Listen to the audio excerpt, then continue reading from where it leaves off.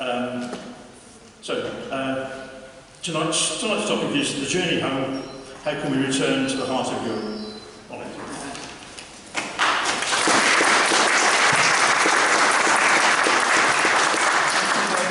Yes, I'm not sure about retired, but I did leave my job. Somebody said to me, the way you're being treated is not compatible with your dignity. I thought, right, I'm out. So I'm one of those economically inactive people I hear so much about. Maybe things will change and I can start working again. I might be happy to do that.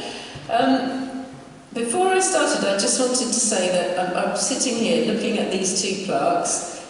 Those are the people who died from this school, just from this school in the 2 World Wars. That's always, for me, been the most important thing about the European Union. That's what it's about. We can see the risks of conflict increasing. Brexit is a part of that. Brexit is a part of the rise of nationalism, the ending of cooperation between countries. You can see the forces that are driving that, that will be driving that in the European Union elections that are coming up in June. And that's the most powerful and important bit for me. I didn't have to fight. Most people in this room didn't have to fight. I don't want my children to fight, and that's why the European Union matters to me. Anyway, I didn't expect to be saying that at the beginning, but it is very important that we keep that focus about what we're all here for. So, what I am going to say is really to get you thinking about the strategy we need to follow. I'm assuming we all think we should never have left and that our place is not just at the heart of Europe, as we like to say, but actually as a member of the European Union.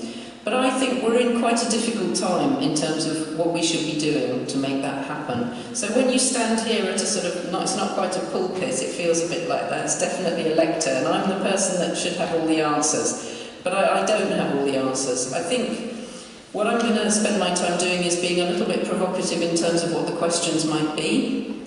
I could just stand here and say more stuff about how brilliant the European Union is, but I don't think a rah-rah speech is the most useful thing. I think what we all need to do is focus on what the situation is right now, how things have changed in the past few years, and what we should be doing to advance the cause that we all believe in. So, if we can have the first slide. The glamorous assistant doing a great job here.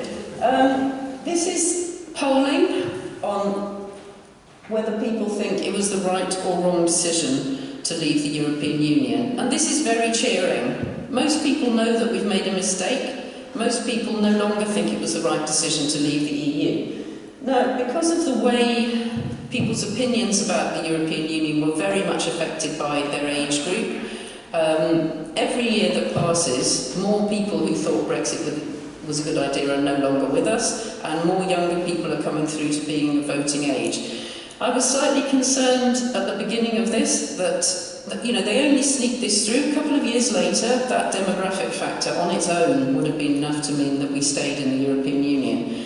And so my fear was, as younger people come through, they won't feel that same connection to Europe. But that's not the case. It's very reassuring for us that younger people are at least as strongly pro-Europe as people of the previous generations, and if not more so. They see themselves as part of the global world and naturally European. So this makes our job a lot easier, because as time goes by, everything is working in our favour. Let's see the next one. I think that's actually... Yeah, so this is asking the question, that was, have we done the right thing? This one is, how would you vote if you were offered the chance to vote to join the EU? Now, I'm going to spend some time thinking about what was said by Martin Wolf, who's an economist who writes for the Financial Times. I rate his work a lot in terms of economics, and I think he's a good analyst, but his conclusions for us are not that cheering. But his conclusions in terms of the polling are, this is just factual, that most people now think we should rejoin the EU. The average of 6 recent polls, he said in an article he wrote in December, show 56% of respondents in favour of rejoining or joining, question to be asked in a bit, though the individual polls varied from 60 to 49% in favour.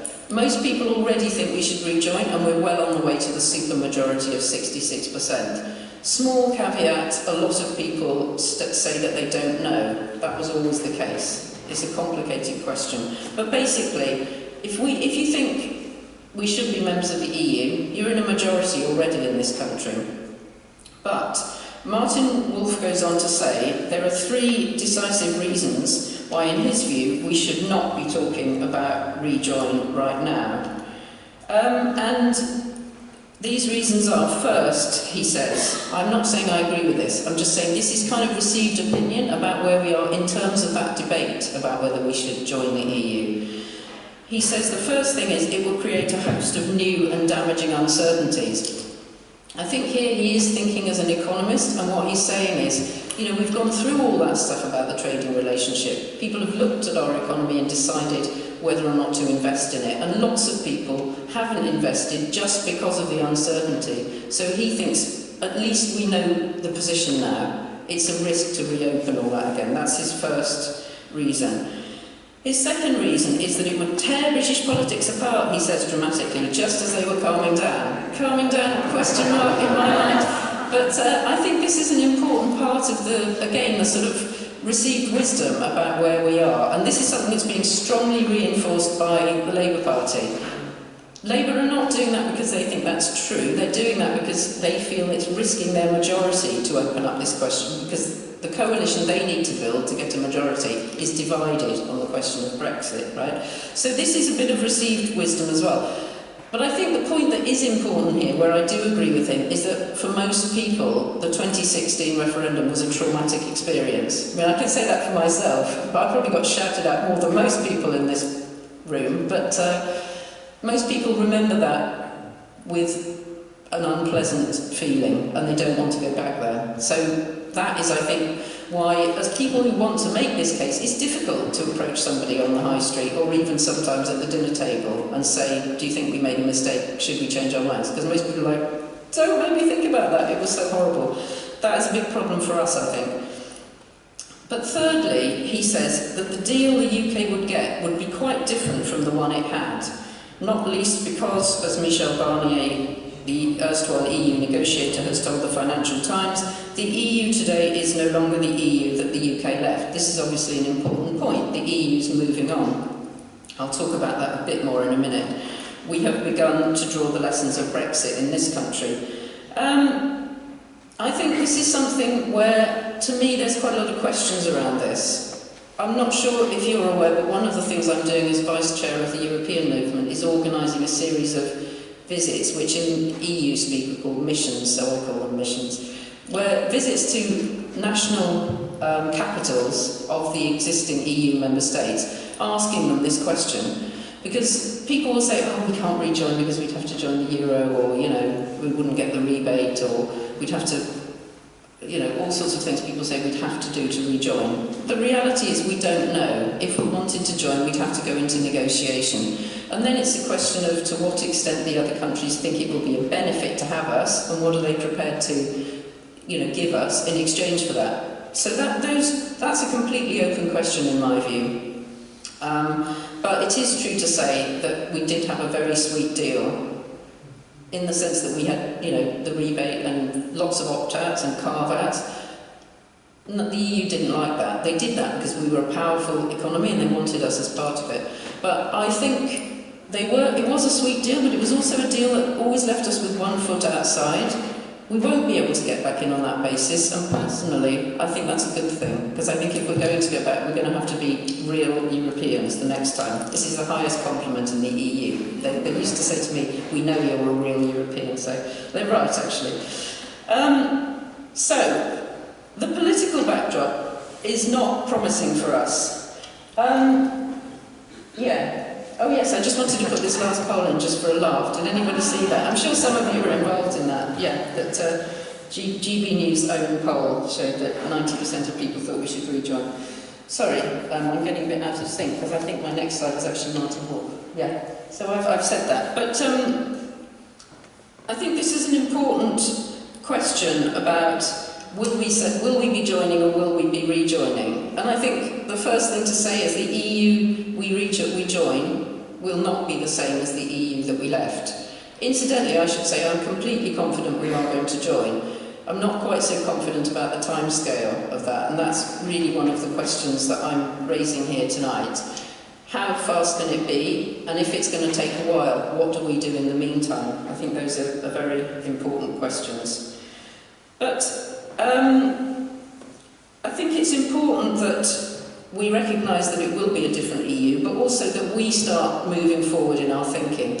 I mean, I've already discussed the 2016 referendum and, you know, probably used the word Brexit, but I think that's kind of history now. I think we have to reframe and rethink the way we make this a proposition. There's probably more than is useful time spent at the EM, at the executive, discussing whether it's join or rejoin. And I'm not sure that's the most important thing, but I certainly think talking about Brexit, looking backwards like that isn't helpful now. We need to confront the situation we're in and think about where our best future lies. And to me that would be joining the EU, rather than saying that Brexit was a mistake, for example. That's not really a useful argument, I think. So, right, I'm going on to the next bit now, which is about what John Curtis said at our AGM. So, oh no, one more on the political background, sorry. Next one. Yeah, I think this is another very important thing to notice about the political background, that this was actually an extremely unpleasant time in our national political life, and a time that really challenged democratic standards in this country, and that challenge is ongoing. I mean, we saw Mogg and Johnson attempt to illegally dissolve Parliament, prorogue. I mean, you know, they just invent a word like that which makes it sound less appalling than it was. It was a power grab, it was an attempted coup to get Brexit through, because Parliament was just on the edge of having a majority to have a confirmatory referendum. So they prorogued Parliament to stop that happening, and by the time they'd been to see the Queen and all that faffing had happened, they won. So they won anti-democratically and illegitimately. But in order to do that, they had to set down all these challenges to the normal rule of law, and that's getting worse now. So they now have a Rwanda bill where they say Rwanda's safe, even though the judges have said it's not safe. That's a logical extension of what they were doing to push Brexit through. And you can see here this Daily Mail headline, Enemies of the People, which I'm sure a lot of us recall, attempts to attack the judiciary, which is obviously there to balance what happens in Parliament. There's also attacks on the House of Lords. So we're getting this sort of will of the people idea, which is a very fascist way of looking at politics. We represent the will of the people, everybody else can just be ignored. This is a dangerous development in a democracy. But I think it's also related to what Alistair Campbell calls the Brexit omerta, you know, this refusal to talk about what's actually going on with Brexit. It's not an issue like other issues. If you make a policy mistake on another issue, firstly, you're collecting data to see if it's working out, and when you see that the consequences are negative, you change your mind. Why isn't Brexit a decision like that? It's because of the way it was organised and the way the politics of Brexit played out that it's not possible to have a normal political discourse about it. So I think one of the really valuable things that you do when you're out there on the streets or talking to your friends is putting down a marker. This is still a live issue. We know most people think we made a mistake. We have to say to them, yes, we made a mistake, but we can change our minds. We can leave that open, and that hardly happens at all in the political debate or in the media. And again, one of the reasons for this is that we live in a country where you have a government and an opposition, and the opposition's duty, according to our constitution, is to oppose. That's it. That's what we pay them for. Labour hasn't been playing that role for quite a few years now, and they didn't play that role effectively over Brexit. That's also led to a lot of constitutional issues, but it also means that it's quite difficult to have that conversation in a significant way. For example, during the election campaign, the two biggest parties who control more than 90% of the power in this country, both of them don't want to talk about Brexit, and that again is shutting down the space to discuss it. But, yes, as I say here, this situation is crystallised now. Everybody's made up their mind about what they're going to say, all the political parties, until the election. After the election, this is all going to open up, and there's a big opportunity for us there. And as the European movement, we're preparing for what we're going to do during the general election campaign, but also immediately afterwards. And obviously a key thing there is identifying the younger, newer MPs coming through who are going to be pro-European, and then working with them. So that's something we're quite busy with. Right, sorry, now I'm going to go on to the bit about what John Curtis said, which was, if you were at our AGM in Manchester, you'll already have heard this, so I apologise for that, but I don't know how many people got from Cornwall to Manchester. Not that many, I think. So he said there are three main arguments that swung the referendum result. The economic argument, the migration argument, and the sovereignty argument. In terms of the economic argument, there is no question that leaving the European Union has damaged our economy. The way this is demonstrated is by comparing the actual UK economy with what's called the doppelganger UK, which is a UK economy as if we hadn't left the EU. And it's very clear that the UK economy is doing considerably worse than had we stayed members of the EU. I can't really see that slide to explain it to you at the same time, but effectively you can see that gross capital, fixed capital formation, which means investment into the UK. Investment is lower than it would be. That's partly because businesses are looking at the UK and thinking it's a basket case. You know, there was quite a lot of that just because nobody knew what was going to happen. But it's also the fact that the UK is now in a worse trading relationship, and the sort of nonsense about selling cabbages to Malaysia never came to fruition because it's just not a meaningful proposition. I'm just demonstrating one economic statistic here. There are plenty of others, not to mention the fact that the pound fell in value after the referendum and has not recovered its position. So everything we import is that much more expensive, and this has obviously been damaging during the cost of living crisis. It's also worth saying that it's quite difficult to get these data because COVID hit almost immediately we left the EU, so those two things are quite mixed up. Incidentally, I came back from Brussels, having sort of lost my job in a most peculiar way, at the end of January. I decided I was going to spend February kind of sulking under my duvet, which I duly did. March, I come out of my duvet and suddenly it's COVID! So it was the most extraordinary time. It completely all meshed together. Anyway, the data is clarifying now, and it's very clear that Brexit has done exactly the damage that was predicted in terms of our economy. But the important point John Curtis shows in his findings, in his polling, is that most people have that priced in now. They're just not thinking that's a reason to change our minds. They're just thinking, yes, that damage is done, and we just have to take it on the chin. Which obviously I'm an economist, so I find that quite surprising. Yes, we're poorer, but that's not shifting my view. I'm talking about people who thought Brexit was a good idea. They're just sort of, oh yeah, well, it did make us poorer. But I didn't make the wrong decision. Apparently, that's what the polling shows. So the second one, in a way, is even more interesting, and this is the migration argument. It's hard to think back to how powerful this argument was at the time, and I think of all the manipulation that went on, it was most powerful in this area. I mean, Tom did some really useful work into the sort of dark ads that were being used to persuade people to vote to leave the EU. And the migration messages were very strong and very powerful. You probably remember, 80 million Turks are going to turn up on your doorstep tomorrow, these kind of things. So this was really strongly mobilised as a reason to get people to vote to leave the EU. But the interesting thing is that actually we have a lot more migration, inward migration now than we did when we were members of the EU, and that's what this graph is illustrating here. But you can see what's happened is that a lot of EU citizens are still here and have applied for settled status. A lot went home during COVID and didn't come back, but they've been replaced and actually exceeded by people coming to the UK from non-EU countries, India and Nigeria in particular. So migration has soared. So people that voted to leave the European Union so that we could take back control of our borders and, keep Britain for the British, you would think they would be really disappointed. But bizarrely, that's not what the polling shows. People, and I take that to mean that this was a very hot, mobilised issue for an intense period of time, and then once that, very negative messaging about migration ended, people went back to their normal, tolerant position.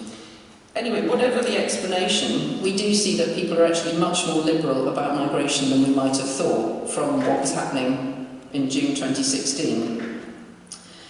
Anyway, I think this is an important topic for the European movement to be campaigning on, and if you agree with me, please lobby for this. One of the things we do know is that if we rejoin the EU, we will accept freedom of movement. I see that as a marvellous bonus. You know, the fact that our children aren't free to travel is a tragic loss, in my view. Not everybody agrees with me about that. And so I think this is an important argument that we need to make now, because we need to win that argument before we try and argue for joining the EU again. And you'll notice that the Face the Music campaign that the European movement is running is a part of that. That's like pointing out how difficult it is for musicians to move. That's like one corner of the free movement argument. But that argument generally is a really important one for us to be making, I think. But it's, the point John Curtis makes is this is no longer a powerful argument in terms of people making up their minds about whether being an EU member is a good idea. Yeah, surprising. This is the third argument now. This is the big guy and the one we have to work quite hard on how to resolve. And this is the sovereignty argument. So take back control, we all know it was a brilliant slogan. I mean, it was sufficiently vague that everybody could pour into it what they wanted. But at the heart of it was an idea that we're not completely in control of our laws. And that's correct, because when you join the EU, you work with other countries to make law that's more powerful in the aggregate than it would be if one state on its own made it. But that concept of pooled sovereignty just hasn't convinced people. People haven't grasped that at all. They still think it's more important to be British. I mean, I had a really interesting experience when I sat on loads of those horrible debating panels, but I did one with Billy Bragg in Exeter, and afterwards we were chatting together, and this woman came up and said, "Oh no, you know, the EU's anti-democratic," and Billy Bragg said, you know, well, this is Molly and she's your member of the European Parliament and I voted for her, so, you know, it must be a democratic process. But this woman just wouldn't have it at all. Just like, no, she can't be a member of the European Parliament because the European Union's undemocratic. So, you know, it was such a strong thing that people had pre any rational consideration. But I think it is something to do with nationality, really, and nationalism. People want to know that the people that are making laws for them are sitting there in the Parliament in London. And the framing of the EU as foreigners telling us what to do is now continuing with the Rwanda policy and this idea of foreign courts. They're not foreign courts. You know, there's British judges sitting there. They're shared courts.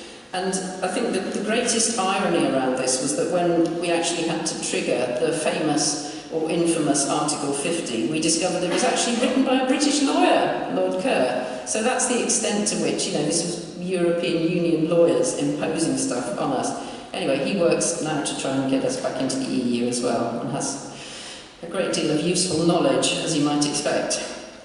Anyway, so when I think about this sovereignty issue, I think it's much more about people's sense of loss of control in a world that's rapidly globalising and has changed a lot since, you know, their youth. It's that sense of things changing around them and people not knowing what's going on and being a bit bewildered by that. And to me, it also relates to our sense of our place in the world and how we think of ourselves as British people, and what it means to be British, actually. And so people are quite unsettled about the rapid change that's happening in our country. And a lot of people look backwards with rose-tinted spectacles. You'd be amazed how many people think that the British Empire was a wonderful thing and just, you know, deny any negative impacts of it. But this, I think, this is a national conversation that is long overdue, and the fact that we voted to leave the EU demonstrates that we haven't had that conversation. And I think this is the hardest but the most important thing we have to do as people who think we should be EU members and as members of the European movement. I'm calling it an education campaign, but it is so much deeper than that. It runs so much, it's not about knowledge, it's about your visceral sense of what it means to be Britain, what's our place in the world. Obviously, I've thought about this loads, and one of the things I thought is that if you think back to 1940, literally we, I mean obviously I wasn't there, but you know, Britain, the UK, stood up to fascism. That's a historical truth in my view. And we were at that point on our own. And so we had to reinforce that myth about the strength of us standing on our own against the rest of the world. it's a little bit like, a psychological protection you invent as a child, and you grow up and you realise, oh, I don't need that anymore. But we've never done that. It seems to me we've never really evolved beyond that. We're still in that 1940 mindset. I mean, we all know it was the Americans, money, and the Russians, men, that won the war. Without that, we would have lost. But these are the sorts of deep understandings of our country that will have to change if we're going to become Europeans, good Europeans, real Europeans. And to me, some kind of transactional relationship with Europe isn't going to be good enough, and I think the other European leaders who will vote on whether we can become members would also feel that way. So before we can join the EU, we really have to know what the UK is. And I think we need to embrace that national renewal and national questioning about our place in the world, and avoid the sense of transactionalism and replace it with a sense of European solidarity. I realise I'm taking up a lot of time here. I want to talk about fisheries, but I haven't got that much time. So I'll just quickly say something about divergence. So obviously, as I said earlier, the EU is changing all the time. They're passing new laws, some of them really good, like the law to control what happens with AI, and lots of regulation of the internet and the big internet companies, which the EU has always led on. But as we stay outside, our legal framework becomes less and less like the EU legal framework. So here I'm talking about this in terms of active divergence and passive divergence. But the Tories have to some extent tried to actively diverge, remove European law. So the retained EU law bill was a sort of nuclear weapon way of doing that. Let's just burn everything that we haven't by the end of the year. Anyway, we campaigned against that, we won. You don't hear that, that's not up there in lights, but the retained EU law bill was defeated. Some of it is still there. They are still removing important bits of EU law. The threat to nutrient neutrality, that is a typical EU, very unappealing phrase, but what it means is shit in your water. And that, basically, they are trying to undermine that right now, and they will try to undermine other environmental protections. But the absolute sort of holocaust of all EU law was abandoned. It was irrational and very dangerous, but they haven't proceeded with that. So, I said I'd say a little bit about fisheries, so I'm going to do that, but I can't say all of this because I'm taking up too much time. But fisheries was an iconic issue during the referendum campaign. This was quite fascinating because it's a very small part of our economy, and most people never think about it. And actually, most people don't eat much fish either. Most of the fish that's caught by UK boats is sold into other European countries where they eat a lot more fish. But it was made this sort of iconic issue by Michael Gove. I'm sorry to have a picture. I did consider not putting that picture of Farage, but I think it is pretty iconic in terms of, posing on a fishing boat outside the House of Commons. It's so typical of the sort of the way the whole thing was sold. More than 9 in 10 fishing people, I'm not going to say fishermen, intended to vote leave in June 2016, and they thought they were going to take back control of British waters. So I was an MEP at the time. I think the next one's got some of my MEP stuff on. I'm not going to go in detail here because there's just too much, but I spoke to quite a few of these fishermen, fisherfolk, whatever I should say. They are mostly men, so I will say fishermen. It was largely about, having that complete freedom. It's incredibly constraining having to work within regulations around fisheries, but it's also vital because otherwise you will overfish and there will be no future for the industry. Had long I brought one of the fisheries advisors from the EU over to Brixham, and we had long conversations with the fishing community there, who were actually quite offensive to us, I have to say. And then 3 years afterwards, I see the same guy I spoke to on the TV bemoaning that he voted for Brexit. So they were completely sold. And to be fair to them, the Cornish fishing community did not buy into this at all. They were very well supported, and they understood that they catch a lot of shellfish. Those shellfish go straight into European markets. That wasn't going to work if there was a lot of paperwork and delay, because shellfish, as you know, go off very quickly. So they did encourage their members not to vote for Brexit, but the whole sort of momentum around freedom to fish overwhelmed that. Right, we don't need that one. That's me. That's just me saying George Eustace isn't telling the truth about fishing. I know they're filming me over there, so I'm not going to use the word lie. Although I feel I'm going to have to go through and snip quite a few other things out of that, so we'll see how it goes. Yeah, sorry, no time for that. So yes, just some of the reasons that. Yeah, the broken promises. It's unbelievably complicated the way fisheries works, not just in the EU, but generally in terms of the need to have a scientific understanding of how many fish are left, where they are, what kind of species they are. Total allowable catch differs by species, then countries negotiate over how much they're going to have over a number of years. Of all the bits of regulation and legal policy making I was involved with, this was the most complicated. And I never really understood it. I didn't sit on this committee, so I didn't really have to understand it. But the way it was reduced to simple slogans was truly deceitful and offensive. And we were never going to be able to take back control of our waters because there's a whole load of international agreements, even if we aren't part of the EU. I'm summarising rapidly here, but I'm going to have to do that. So just some of the reasons why this was not true and not fair in terms of what happened to fishing communities. I've already mentioned shellfish depended on rapid access to markets. We don't catch what our fishermen, we don't eat what our fishermen catch. 60 to 80% of domestic landings are exported. Very complicated to get those fish to market under the agreement, the Trade and Cooperation Agreement. And you can see there the figures for the decline in registered fishing vessels. I'm sure I'll share these slides with Bev afterwards and she can send them on to you. So the detail that I don't have time for, you can go over if you want to. There has been some success in negotiating up quota for some specific species, but that's largely based on the fact that there's been some recovery of fish stocks, and so the amount that's being shared between the countries has increased, although it's being claimed as a benefit of Brexit. So you can see here that the UK had getting on for 6,000 fishing vessels, down 10% from 2011. So this is an industry in long-term decline, essentially, and that's largely about overfishing. So yes, it wasn't an important issue, but it was an iconic issue. And to me, it sort of encapsulates the way something really complicated was turned into simple slogans to appeal to specific communities who have unquestionably been damaged by us leaving the EU. Right, so just a couple of things now, which are about what we should be doing. Yes, I'll have to move on from fisheries. So, as you know, the European movement's strategy at the moment is this step-by-step to rejoin.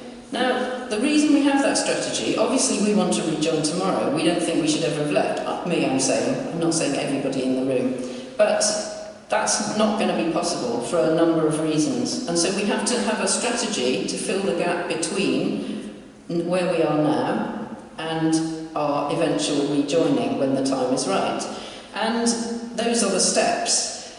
This is up for revision at the moment. Some people in this room may be members of the National Council of the European Movement.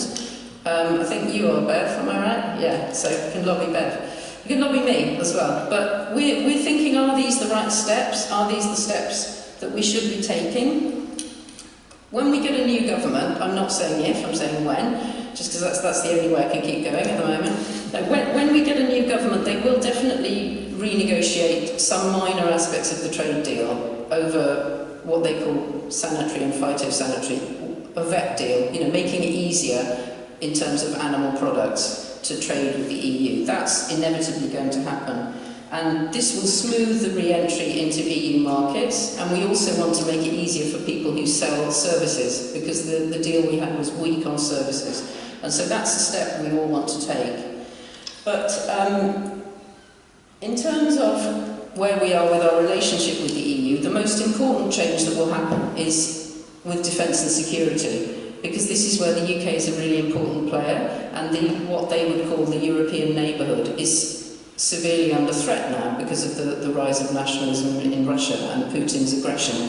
And so that will encourage us to have a closer relationship, and that will be well received by the European Union. So we are certainly going to see a rapprochement.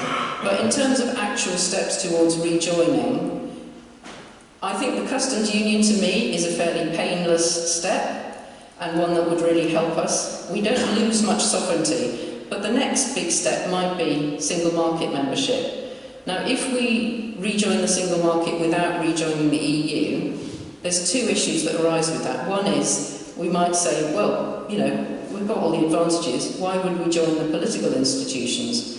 But the other way of seeing that is we would be following EU laws that we weren't a part of making ourselves. So that's a step. The European movement's position is that is one of the steps on going back to the EU, but to me it's quite a risky step. And the other step that's very important is establishing ourselves as credible negotiating partners. Not we, but the UK has sort of blown away its credibility. It's really quite tragic. I mean, we were well respected as being, you know, a stable democracy that was very good at policy making. That was the widely held view when I was elected to the European Parliament in 2014. And these past 10 years have just exploded that. And you can imagine what it would be like negotiating with the UK. You wouldn't know that that negotiation you reached is going to last, because everything that's been negotiated has been immediately challenged. Imagine that Labour government negotiated to rejoin the EU, and then there was a fear that there was going to be a Conservative government 5 years later that would immediately want to leave. If you're looking at it from the Brussels side, that's what they see. And so I think establishing ourselves as credible negotiating partners with a stable democracy is an absolutely crucial step to rejoining the EU. Anyway, we've also got steps yet on the next slide where we're already making progress, so we're back into Horizon now, which is so important. And those of us who work in universities understand, you know, the crucial importance of research funding and research collaboration. We're much weaker because we're no longer drawing up the frameworks for that funding, but we can join the programmes. Erasmus is the subject of an important political campaign by the European movement at the moment. Erasmus Plus, so young people being able to travel in the EU. I think if we asked for a free movement agreement for under 30s, that's something that would benefit all EU countries. So I see that as the next step, going beyond Erasmus, not just an exchange programme, but actually the right to travel freely until you're 30, and then eventually all of us. We're running, as you know, the Face the Music campaign about the difficulty for musicians, and that again is linked to free movement. I've mentioned defence cooperation. Climate cooperation is also crucial. I think this is working both ways. I think the EU would have been more powerful at the recent climate negotiations had the UK been a part of the EU, but looking at it from the other perspective, there's no way we would have got away with expanding North Sea oil and gas. You know, climate trashing policy if we'd still been a member of the EU. So it's damaging in both directions in terms of climate progress. The European Union, the European movement is 75 years old this year. That's a thing to be really proud of. Most of the organisations in this space have only set up since the referendum, or just before the referendum. But the European movement was set up by Winston Churchill, and has a very strong pedigree, and so that's why I'm part of the European movement, because I think it's the organisation that has the credibility and the power and the organisation to take us back into the EU. I've mentioned the importance of lobbying with new MPs. That's something you can do right now. You know who the candidates are. They need to know that this is still a live issue for people who might vote for them, and that their position on it will influence your vote. You never have more power over your MP than right now, between now and the election, and the Tory ones are especially vulnerable. So there's a useful thing we can all be doing. We're thinking through, as I said, our strategy for the general election, and we're also trying to develop our comms profile, although that's difficult to do when this is an issue that nobody wants to talk about. But yeah, I'm very happy to take questions on the more theoretical stuff I've discussed, or indeed on what's happening with the European movement and why it would be a brilliant idea for you to join if you're not already a member. But that's all I wanted to say, so thanks very much for listening.